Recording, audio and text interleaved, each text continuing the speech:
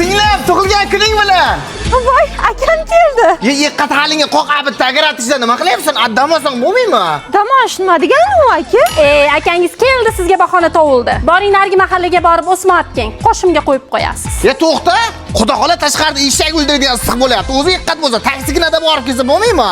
Nima qilmaydi, qoni jurishadi. Ko'proq yursa tug'ruq oson bo'ladi. Aya, keliningiz gilamlarni qo'g'ib bersin. Tozagina cho'risin to'ptiki bular. Singlim idish yuvib charchamasin deb ovqatni qozonda cheydik. Ko'chaga chiqsa kun urmasin deb quyoshga pul berib botirib turdik. Yiqqat haliga gilamiz qanday qo'g'adi qaynopasi?